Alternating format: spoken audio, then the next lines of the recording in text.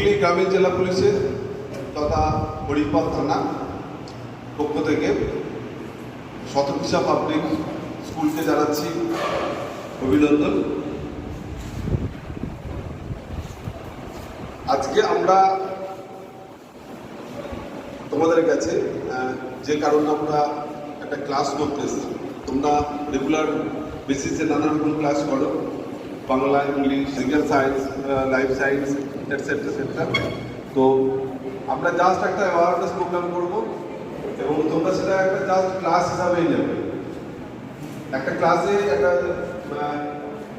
মাস্টারমশাই বা দিদিমণিরা যেভাবে ক্লাস পড়ান, সে কিছু জিনিস মাথার উপর দিয়ে চলে যায়, কিছু জিনিস অন্তরের মধ্যে ঢোকে। তো আমরা যে ক্লাসটা করবো সেই ক্লাসটা কিছু জিনিস তোমাদের মাথার উপর দিয়েই বেরোবে, এখন ম্যাক্সিমামটাই বেরোবে। তো তোমরা চেষ্টা করবে যে যাতে আমাদের কিছুটা জিনিস আমরা অন্তরের মধ্যে রাখতে পারি। ভয় ভীতির কিছু নেই, আমরা তোমাদের গার্জেনদের মতো নিয়ে একটা অংশ এবং গার্জেনই ধরতে পারো। তো মঞ্চে উপবিষ্ট তোমাদের স্কুলের হেডমিস্ট্রেস আছেন, সহশিক্ষকরা আছেন এবং আমার হরিপাল থানার আমি ট্রান্সলেটর সুব্রত দাস এবং ম্যাডাম আছেন এলএসএ সুস্মিতা দাস এবং সাইবার ক্রাইমের আমাদের স্টাফ আছেন। আমরা বিস্তৃত আলোচনা করব এবং এটা তোমাদের মনে হয় আমাদের এটা ফার্স্ট প্রোগ্রাম তোমাদের স্কুলে। এর আগে আমরা হরিপাল অঞ্চলে অনেক জায়গায় অনেক স্কুলে আমরা প্রোগ্রাম করেছি এবং সেখানে বেশ ভালো একটা দিক আমরা অনুভব করেছি যে মানুষ বা তোমরা স্টুডেন্টরা কিছুটা সচেতন হয়েছে। মানে আমরা চাইবো প্রোগ্রামটা করার পরে কিছুটা যেন সচেতনতা তোমরা অনুভূত করতে পারো, সেই কারণে আমরা এই প্রোগ্রামগুলো করি। এটা একটা স্বয়ংসিদ্ধা প্রোগ্রাম। স্বয়ংসিদ্ধা মিনস হচ্ছে যে এটা একটা রাজ্য সরকারের একটা কর্মসূচি বলতে পারো এবং আমরা সেটা পুলিশের মাধ্যমে সেটা তোমাদের কাছে জ্ঞাত করি এবং আমরা এই বিস্তৃত আলোচনাটার মাধ্যমে প্রথমে আমি আমার থানার এলএসআই সুস্মিতা ম্যাডামকে কিছু বলার জন্য আগে বলি, তারপর আমি স্বয়ংসিদ্ধাটা নিয়ে বলবো। ম্যাডাম আসুন।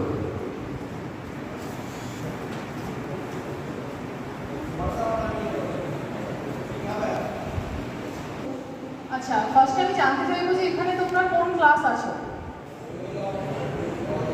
কোন ক্লাস আছো? আচ্ছা, ক্লাস 8 to 12। আশা করছি প্রত্যেকেই আন্ডার 18, তাই তো? 18 বছর বয়স হয়েছে এরকম কেউ আছো? আচ্ছা, তোমাদের মধ্যে কেউ বলতে পারবে যে চাইল্ডের ডেফিনেশন কি? চাইল্ড বলতে কাকে বোঝায়? Anyone? Who is a child? দেশের আইন অনুসারে 18 বছরের নিচের প্রত্যেকে একটি বাচ্চা বা চাইল্ড বলে আমরা বলি, তাই তো? তাহলে এখানে প্রত্যেকেই বাচ্চা। তাহলে আমাদের অনেক সময় বাড়িতে বাবা মার সাথে ঝামেলা হয় যে আমি এটা করতে চাই, তুমি করতে দিচ্ছ না। কেন দিচ্ছে না?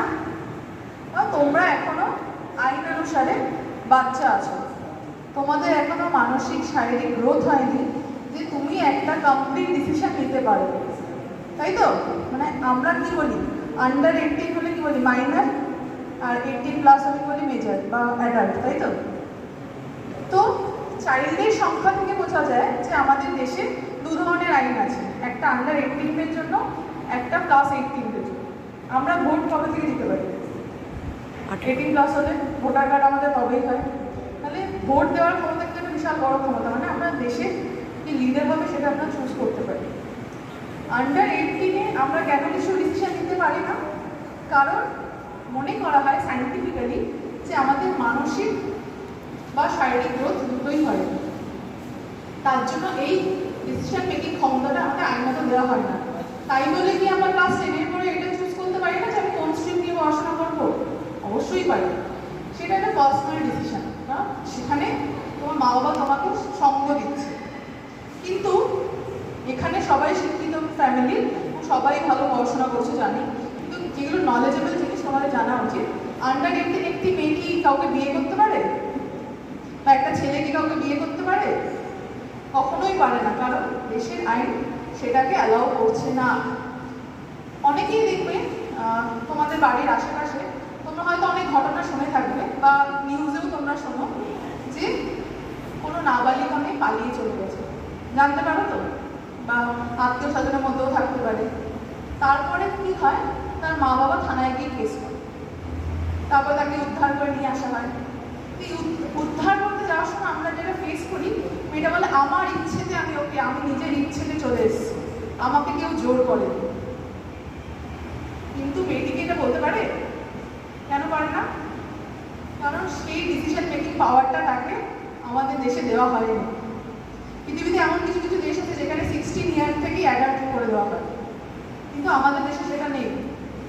তাই জন্য আমাদের দেশে 18 না হলে আমরা নিজেদের পার্টনার চুজ করার ক্ষমতা রাখতে পারি না, বা আইনত সেটা স্বীকৃত নয়, বা বিয়েও করতে পারি না। এর কারণ কি, একটা মেয়ে যখন বিয়ে হয় তারপরে কিন্তু সে গর্ভধারণ করতে পারে বা আরও কিছু এমন সমস্যা হতে পারে যেটা তার লাইফ রিস্ক তৈরি করতে পারে।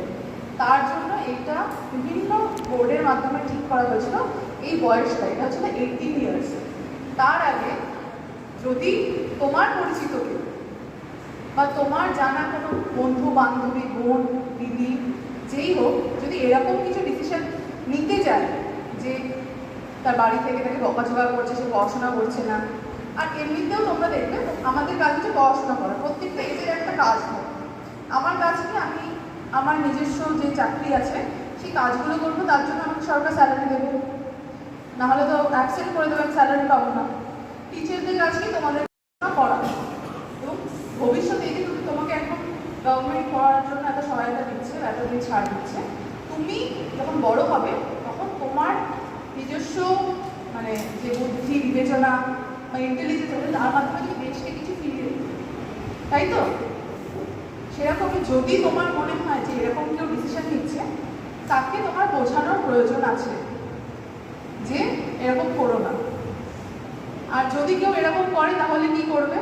যদি ধরো তোমার পরিচিত কেউ এরকম করতে চায়, তোমার কি মনে হয় যে তাকে কি বোঝানো উচিত বা কার থেকে হেল্প নেওয়া দরকার? কোনো হেল্পিং হ্যান্ড তোমরা জানো, ওকে তো বলতে পারো, ওর মা বাবাকেও বলতে পারো যে ও এরকম করছে, ওকে বোঝানো দরকার আছে।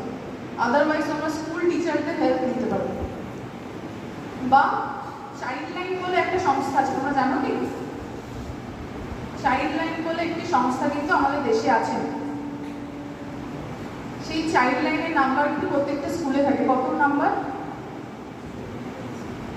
10, 9, 8। ঠিক আছে, এটা প্রত্যেকটা স্কুলে দেখেছি দেওয়ালে প্রিন্টেড থাকে। এনি কাইন্ড অফ হ্যারাসমেন্ট, যদি সেটা গার্ল চাইল্ড হোক বা ছেলে হোক, child means both female and male, ঠিক আছে? ওখানে কি গসিপ হচ্ছে আমরা একটু শুনতে চাই। তো যে কোনো ধরনের হ্যারাসমেন্ট, তোমার বাড়িতে তোমার বাবা মা অত্যন্ত মারধর করে, বা তোমার কোনো ফ্রেন্ড, তোমার ক্লাসমেট হতে পারে, তোমার কোচিং মেট হতে পারে, বা তোমার পাড়ার কোনো বন্ধু বা কোনো অচেনা অজ্ঞাত ব্যক্তি, সে যদি তোমাকে হ্যারাস করে, এটা মেন্টাল হ্যারাস হতে পারে বা ফিজিক্যাল হ্যারাস হতে পারে, সেটা কিন্তু তুমি গোপনে 10, 9, 8-এ কল করে জানাতে পারবে, এবং এটা 24/7 ওপেন থাকে। এই চাইল্ড লাইনের নাম্বারটা কিন্তু খুব ইম্পর্টেন্ট। আমরা চাইল্ড লাইন থেকে প্রতিনিয়ত কল পাই। চাইল্ড লাইন একটা আলাদা সংস্থা, চাইল্ড লাইন আমাদেরকে ইনফর্ম করে যে এই লোকেশনের একজন এই ব্যক্তি এই বিপদে পড়েছে। আমরা কী ধরনের কল পাই? ধরো কারোর 15 বছর বয়সে বিয়ে হয়ে গেছে, এবার আজকালকার দিনে মেয়ে, আমি যদি হই তাহলে আমার মোটেও ভালো লাগবে না 15 বছরের মেয়ে বিবাহিত হয়ে ঘরে কাজকর্ম করছে, পড়াশোনা ছিল। তখন কি করতে পারি? আমি 10, 9, 8-এ ফোন করে জানাতে পারি যে এই পাড়ায় এই ছেলেটি একটা 15 বছরের মেয়েকে বিয়ে করে এসছে, তার নাম ডিটেলসটা আমি দিয়ে দিলাম। আমি যে কলার, তার আইডেন্টিটি কখনো ডিসক্লোজ হবে না, আমার আইডেন্টিটি সেফ। অনেকেই আমরা কোনো কিছু রিপোর্ট করতে কেন ভয় পাই? হ্যারাসমেন্ট হবে, সবাই আমাকে জানতে পারবে, আমি বলে দিচ্ছি ওর সাথে আমার বাড়ি ঝামেলা হবে। কিন্তু এখানে কলারের আইডেন্টিটি ডিসক্লোজ হবে না। হ্যাঁ, কলারকে হ্যারাসও করা হবে না, হয়তো তার থেকে ইনফরমেশন নেওয়ার জন্য জন্য তাকে আমরা ফোন করতে পারি যে কোথায় বাড়িটা, আপনি যদি একটুখানি ল্যান্ডমার্কটা বলে দেন তাহলে ভালো হয়। কিন্তু তাকে কখনো থানায় ডাকা হবে না, তার পরিচয় জেনে তাকে বিরক্ত করা হবে না। এটা হচ্ছে 10-9-8-এর সব থেকে বড় প্লাস পয়েন্ট। এক্ষেত্রে কি হবে, চাইল্ড লাইন আমাদেরকে ইনফর্ম করবে, আমরা কিন্তু সেই মেয়েটার ওখানে গিয়ে তাকে উদ্ধার করে তাকে হোমে দেবো, ঠিক আছে? এবং তার বাবা মা যাতে ভবিষ্যতে কোনোদিনও তাকে 18 বছরের আগে বিয়ে না দিতে পারে সেটা এনশিওর করার দায়িত্ব কিন্তু আমাদের, প্লাস CWC মানে চাইল্ড ওয়েলফেয়ার কমিটি। তোমরা জানতে এর আগে যে এতগুলো বাচ্চাদের জন্য এত কিছু আছে। চাইল্ড ওয়েলফেয়ার কমিটি বলে একটি সংস্থা আছে, যারা 18 বছরের নিচে বাচ্চাদের সাথে যদি কোনো রকম ক্রাইম হয় তার দায়িত্ব নিয়ে তারা সেই মেয়েটির মানে সম্পূর্ণ খেয়াল রাখার ব্যবস্থা রাখে। তার বাবা মার সাথে বসা, কাউন্সিলিং করানো, স্কুলে যোগাযোগ রাখা, সে নিয়মিত ক্লাসে আসছে কিনা, পড়াশোনা করছে কিনা, এই ব্যাপারগুলো চাইল্ড ওয়েলফেয়ার কমিটি করে। তো এটা একটা মিশ্র প্রসেস, মানে পুলিশ আছে, চাইল্ড লাইন আছে, CWC আছে, সবাই মিলিতভাবে কিন্তু এটা করে থাকে। তো কখনো যদি তোমরা কিছু হ্যারাসড বা এরকম ফিল করো, তো নিজেকে একা ভাবার কিছু নেই। বা অনেক ক্ষেত্রেই হয় বাবা মাকে বলে বাবা মা শোনে না, এড়িয়ে যায় বিষয়টা, যে না ঠিক আছে বলার দরকার নেই। সেক্ষেত্রে কিন্তু তোমরা মানসিকভাবে ভেঙে পড়বে। অনেকেই আছে যে আমার বলার কেউ নেই, এক্সপ্রেস করার কেউ নেই, সেক্ষেত্রে কিন্তু তোমরা সব সময় চাইল্ড লাইনকে ফোন করে জানতে হবে এনি কাইন্ড অফ হ্যারাসমেন্ট। এবার এই হ্যারাসমেন্টটা কীরকম হতে পারে তার কয়েকটা বিষয় আমি বলি। আজকালকার দিনে সোশ্যাল মিডিয়াতে নেই এরকম কে কে আছে এখানে? No social media accounts, please raise your hand. Instagram, Facebook, WhatsApp কেউ করে না? ভেরি গুড, সবাই খুব ভালো এখানে, ঠিক আছে? যাই হোক, ঠিক আছে, এটা বিষয়। ধরো তোমাদের একটা অ্যাকাউন্ট আছে, সবাই অ্যাকাউন্টটাকে আজকাল সবাই আমরা শো অফ করতে ভালোবাসি, কারণ ভালো ভালো জামা কাপড় কিনছি, পরছি, কাউকে তো দেখাতে হবে, রাস্তায় বেরিয়ে তো দেখানোর লোক নেই, তাই জন্য আমরা সোশ্যাল মিডিয়া অ্যাকাউন্টে পোস্ট করি। এবার ধরো তোমার কাছে ফেসবুক ফ্রেন্ড রিকোয়েস্ট অনেক আছে, 1000, 1200, 1300 রিকোয়েস্ট এসে পেন্ডিং পড়ে আছে। এবার তুমি কিভাবে ফ্রেন্ড সিলেক্ট করো? কেউ যদি আমাকে একটু বলো, কেউ বলছে না, কেউ কারোর ফ্রেন্ড নেই, সবার স্কুল ফ্রেন্ডসরাই সব। আমি বলে দিচ্ছি কিভাবে বাছাই হয়।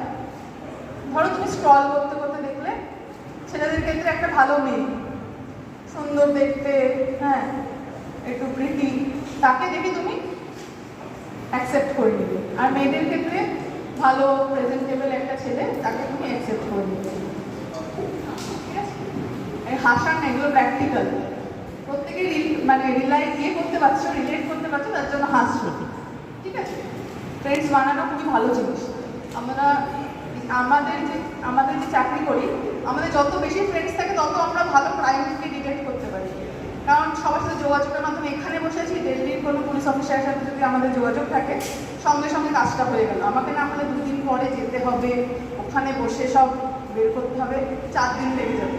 আর যদি আমি এখান থেকে ডিটেলসটা তাকে দিয়ে দিই, সে সঙ্গে সঙ্গে তাকে ধরে রেখে দিতে পারবে, আমি গিয়ে নিয়ে আসতে পারবো, তাই না?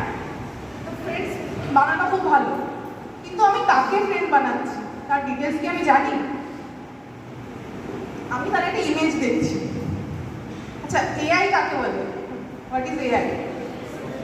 আর্টিফিশিয়াল ইন্টেলিজেন্স, এইটুকু আমরা সবাই বলতে পারবো। তাহলে এআই কি ভালো, পজিটিভ না নেগেটিভ? কি মনে হয়? Obviously negative. এর ইম্প্যাক্টটা তোমরা আসে কিছুদিন পরে বুঝবে, ঠিক আছে? তো আমি আজকালকার দিনে আমাদের এখানে, যে তোমাদের স্কুলে হয়তো এটা হয়, ফ্রেন্ড চুজ করি, তো তার সম্পর্কে আমরা কিছুই জানি না, তার একটা ভার্চুয়াল ইমেজ আমরা দেখতে পাই, বা একটা প্রোফাইল আমরা দেখি, প্রোফাইল ঘাটি যে কী আছে তার প্রোফাইলে, কোথা থেকে পড়াশোনা করেছে, হ্যাঁ। আমরা যদি দেখি যে না ভালো কোনো ইঞ্জিনিয়ার বা ডক্টরি করছে, তখন আমরা বলি না ঠিক আছে, এর সাথে আমার ইয়েতে ম্যাচ করছে, একে আমি ফ্রেন্ড লিস্টে অ্যাড করতে পারি। কেউ যদি সোনার দোকানের কেরানি হয়, তাকে কি তুমি অ্যাড করবে না। তো আমরা আমাদের ক্লাস অনুযায়ী ফ্রেন্ডকে চুজ করি, দিয়ে এবার ধরো তুমি করলে, কিন্তু সেই ব্যক্তিটা যে আদৌ সেইটাই করে তার কি কোনো গ্যারান্টি আছে? আজকালকার দিনে 100টার মধ্যে 80টা প্রোফাইল ফেক হয়। কেউ হয়তো ভালো একদিন জামা কাপড় পরে একটা মলের সামনে, একটা বড় গাড়ির সামনে দাঁড়িয়ে ছবিটা তুলে দিচ্ছে এবং তোমার সাথে কথা বলছে যে সে যেন ওটাকে ওন করে এবং বড় বড় কিছু অনেক কিছু বলছে, এবং তুমি তার সাথে কথা বলতে বলতে যা হয় ফ্রেন্ডশিপে অনেকটা এগিয়ে গেছে। তারপর সে তোমার হোয়াটসঅ্যাপ নাম্বার নিয়ে নিল, এবার হোয়াটসঅ্যাপে চ্যাট শুরু হলো। হোয়াটসঅ্যাপে একটা বিশেষ বৈশিষ্ট্য হচ্ছে ভিডিও কলিং, অন্যান্য অ্যাপেও হয়। দিয়ে তুমি তার সাথে ভিডিও কল করছো, করতে করতে তুমি তোমার পার্সোনাল ডিটেলস শেয়ার করে ফেলছো। তুমি কোথায় থাকো, তুমি কখন পড়তে যাও, তুমি কখন কী করো, তোমার ফেস, হয়তো সে দেখা যাচ্ছে তোমাকে কোনো আইডি খুলে দিচ্ছে, তোমার পাসওয়ার্ড তার পাসওয়ার্ড দুজনের কাছেই শেয়ার, দুজনের অ্যাকাউন্টেই ওপেন রয়েছে, ঠিক আছে? I can see the smiling faces, ঠিক আছে? তো ঠিক আছে, একটা সময় পরে যখন সে তোমার তার ট্রু কালার দেখানো শুরু করবে, তখন কিন্তু তুমি বুঝতে পারবে যে না, আমার সাথে যা ফ্রেন্ডশিপ হয়েছে সে ঠিকঠাক লোক নয়। তখন আমরা সাধারণত কী করি, যে পিছিয়ে আসার চেষ্টা করি, তার সাথে ইন্টারাকশন বন্ধ করে দিই, কথা বলি না। এবার যখন সেই ব্যক্তি বুঝতে পারছে যে না, এ তো বুঝতে পেরে গেছে বিষয়টা, যে আমার থেকে কথা বলছে না আমার সাথে, তখন কিন্তু সে তোমাকে ব্ল্যাকমেলিং করা শুরু করবে। এবং এটা আমরা ভীষণভাবে দেখি। প্রথমভাবে খুব ঘনিষ্ঠ সম্পর্ক হয়, তারপরে সেই মেয়েটি যখন বুঝে যায় ছেলেটি ভালো নয়, তখন যখন পিছিয়ে আসার চেষ্টা করে, তখন কী করে, ব্ল্যাকমেল করে। এবং কীভাবে ব্ল্যাকমেল করে, তুমি যে পার্সোনাল ফটোজ তার সাথে শেয়ার করেছো, তুমি যে পার্সোনাল ডিটেলস তার সাথে শেয়ার করেছো, তুমি তোমার পুরো এত বিশ্বাস হয়ে গেলে তুমি তোমার পুরো মানে কন্ট্যাক্ট লিস্ট তাকে দিয়ে দিয়েছো। সে বলবে তুই যদি আমার সাথে এবার যোগাযোগ না করিস, দেখ তোর এই ছবিগুলো তোর সমস্ত আত্মীয় স্বজনের কাছে পাঠিয়ে। তোমার ফেসবুক অ্যাকাউন্টটা তার কাছেও লগ ইন করা আছে, তোমার ফেসবুক অ্যাকাউন্ট থেকে সে বিভিন্ন রকম উল্টোপাল্টা ছবি পোস্ট করা শুরু করবে। এই সমস্যাগুলো কিন্তু আমরা প্রতিনিয়ত দেখি। আমাদের প্রত্যেকটা পুলিশ স্টেশনে একটা স্পেসিফিক সেল আছে, সেটা হচ্ছে সাইবার হেল্প ডেস্ক। আমাদের সাইবার হেল্প ডেস্কের যে স্টাফ আছে, কোনায় দাঁড়িয়ে আছে, আমরা কিন্তু প্রতিনিয়ত এই সমস্যাগুলো স্পেসিফিক্যালি মাইনর বাচ্চাদের ক্ষেত্রে দেখে থাকি। তখন তোমাকে কিন্তু এবার যখন এরকম করবে, তখন তোমরা ভয় পেয়ে যাও, অনেক মেয়ে পালিয়েও যায় সেই ছেলেটার সাথে, ঠিক আছে?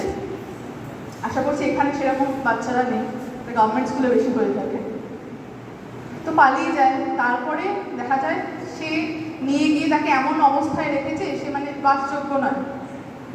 তো সেক্ষেত্রে বলি, যদি কখনো কেউ তোমাকে ব্ল্যাকমেল করে, আমরা তো একটা মানে শব্দ শুনেছি, নো মিনস নো। তুমি নো বলছো মানে তার উপরে কিছু নেই। তোমার প্রথম কাজ হচ্ছিল যে কোনো পরিস্থিতিতে তোমার বাবা মাকে কি জানানো, এই বিষয় হয়েছে। তার থেকে বড় কাছের মানুষ বা ভালোবাসার মানুষ তোমার জীবনে আর কেউ নেই। বাবা মাকে গিয়ে জানানো এবং সঙ্গে সঙ্গে থানায় এসে রিপোর্ট করা। যদি খুব তাড়াতাড়ি আসে, ওটা খুব সহজেই কিন্তু আমরা ওখান থেকে মানে ডিলিট করে দিতে পারি, বা সে যে অ্যাকাউন্ট থেকে এটা করছে তার অ্যাকাউন্টটাও বন্ধ করে দিতে পারি। প্রসেস আছে, সেগুলো আমরা করে দেবো। এছাড়া আমাদের প্রত্যেকটা জেলার মতো আমাদের যে হুগলি রুরাল পুলিশ ডিস্ট্রিক্ট, তার একটি সাইবার পুলিশ স্টেশন আছে, সেটা কামারকুণ্ডুতে আছে। কামারকুণ্ডু দিয়ে যদি কেউ যাও, ব্রিজটা পেরোলেই দেখবে বাঁ হাতে এসপি অফিস, ডান হাতে সাইবার ক্রাইম পুলিশ স্টেশন।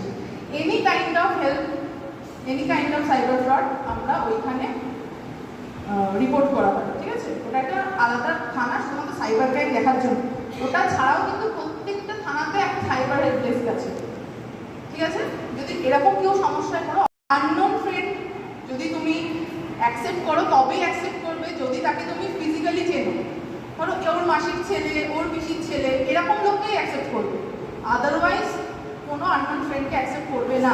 এটা কিন্তু আমি সবার জন্য বলছি, আমি টিচার্সদের জন্যও বলছি, আমি স্টুডেন্টদের জন্যও বলছি। আচ্ছা, গেল cyber. Same for Instagram and other social media platforms also. এবার ফ্রি ফায়ার গেম কে খেলে? সবাই খেলে, ঠিক আছে?